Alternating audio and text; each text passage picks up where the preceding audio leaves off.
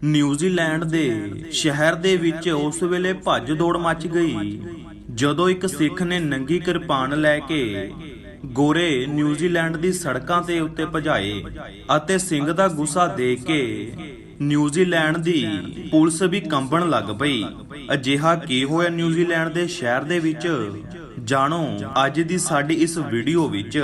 ਇਹ ਘਟਨਾ ਨਿਊਜ਼ੀਲੈਂਡ ਦੇ ਸ਼ਹਿਰ ਦੀ, ਜਿੱਥੇ ਇੱਕ ਗੁਰੂ ਸਿੱਖ ਨੇ ਕੀਤੀ ਨਾਮ ਬਾਣੀ ਦੀ ਕਮਾਈ ਇੱਕ ਅਫਰੀਕੀ ਨੂੰ ਲੱਗ ਗਈ, ਜਿਸ ਨੇ ਉਸ ਦੀ ਜਾਨ ਬਚਾ ਲਈ। ਨਾਮ ਜਪਦਾ ਹੈ, ਉਸ ਦਾ ਅਸਰ ਸਾਰੇ ਪਾਸੇ ਹੁੰਦਾ ਹੈ। ਉਹ ਇਸ ਘਟਨਾ ਤੋਂ ਸਾਬਿਤ ਹੋ ਜਾਂਦਾ ਹੈ। ਇਹ ਘਟਨਾ 1994 ਦੀ ਹੈ, ਜਦੋਂ ਨਿਊਜ਼ੀਲੈਂਡ ਦੇ ਵਿੱਚ ਅਫਰੀਕੀਆਂ ਦੇ ਹਮਲੇ ਜ਼ੋਰਾਂ ਤੇ ਸੀ। ਬਾਹਰ ਤਾਂ ਬਾਹਰ, ਕੁਝ ਇਲਾਕਿਆਂ ਦੇ ਵਿੱਚ ਤਾਂ ਘਰ ਦੇ ਵਿੱਚ ਲੁੱਟਾਂ ਖੋਹਾਂ ਤੇ ਕਤਲਾਂ ਦੀਆਂ ਘਟਨਾਵਾਂ ਆਮ ਜਿਹੀਆਂ ਹੋ ਗਈਆਂ ਸੀ। ਕਈ ਤਰ੍ਹਾਂ ਦੇ ਗੈਂਗ ਵੱਖੋ ਵੱਖਰੇ ਇਲਾਕਿਆਂ ਦੇ ਵਿੱਚ ਕੰਮ ਕਰਦੇ ਸੀ।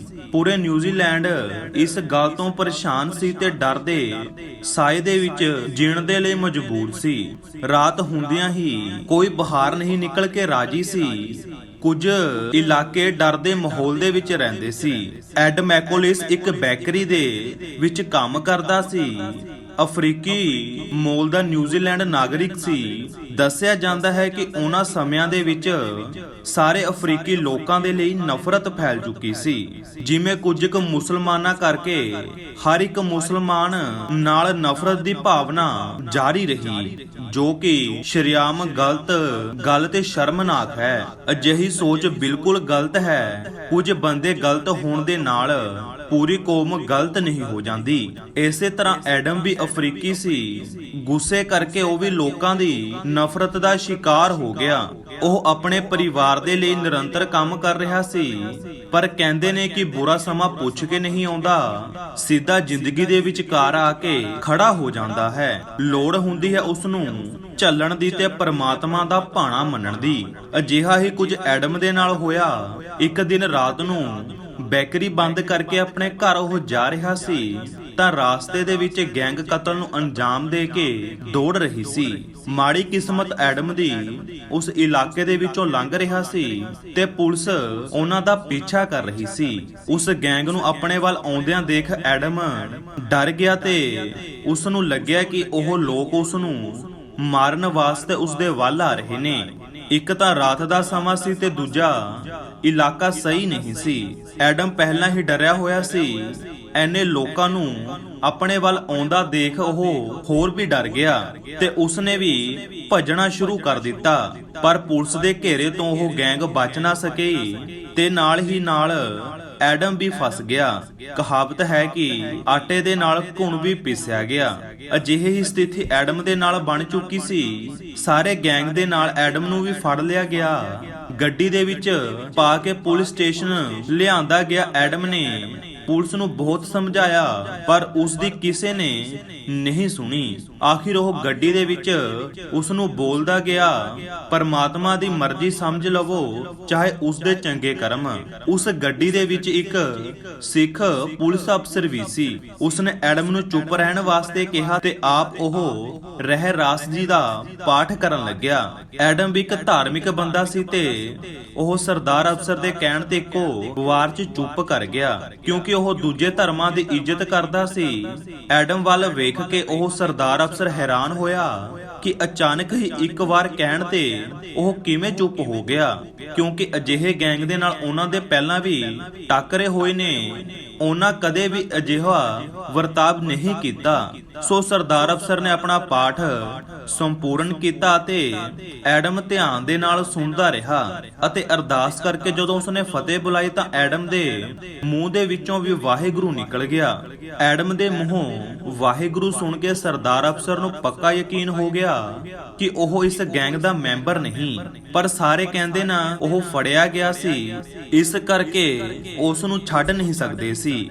ਰਾਤ ਸਮੇਂ ਪੁਲਿਸ ਸਟੇਸ਼ਨ ਦੇ ਵਿੱਚ ਰੱਖਿਆ ਗਿਆ ਤੇ ਉਹ ਸਰਦਾਰ ਅਫਸਰ ਡਿਊਟੀ ਤੇ ਆਇਆ ਤਾਂ ਐਡਮ ਦੇ ਨਾਲ ਸਾਰੀ ਗੱਲਬਾਤ ਕੀਤੀ। ਉਸਨੇ ਸਾਰਾ ਕੁਝ ਦੱਸਿਆ ਕਿ ਕਿਵੇਂ ਭੁਲੇਖੇ ਦੇ ਵਿੱਚ ਉਹ ਗੈਂਗ ਦੇ ਨਾਲ ਫੜਿਆ ਗਿਆ। ਪਰ ਗੱਲ ਤਾਂ ਇਹ ਸੀ ਕਿ ਪੁਲਿਸ ਦੇ ਸਾਰੇ ਅਫਸਰ ਇਹ ਗੱਲ ਮੰਨਣ ਦੇ ਲਈ ਤਿਆਰ ਨਹੀਂ ਸੀ, ਕਿਉਂਕਿ ਪੁਲਿਸ ਉਹਨਾਂ ਦਿਨਾਂ ਦੇ ਵਿੱਚ ਇਹਨਾਂ ਅਫਰੀਕੀਆਂ ਤੋਂ ਬਹੁਤ ਪਰੇਸ਼ਾਨ ਹੋ ਚੁੱਕੀ ਸੀ।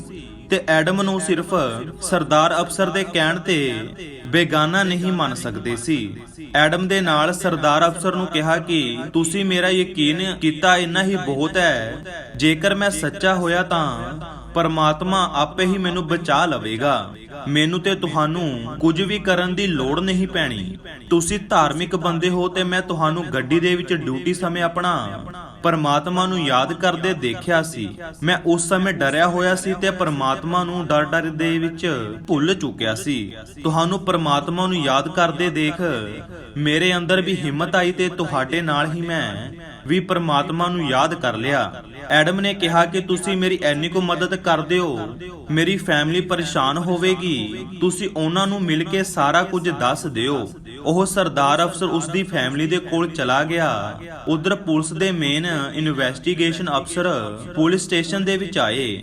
ਉਸਨੇ ਸਾਰਾ ਮਾਮਲੇ ਨੂੰ ਦੇਖ ਕੇ ਚਾਰਜ ਸ਼ੀਟ ਦਾਖਲ ਕਰਨੀ ਸੀ ਤੇ ਉਹਨਾਂ ਨੂੰ ਕੋਰਟ ਦੇ ਵਿੱਚ ਲੈ ਜਾਣਾ ਸੀ।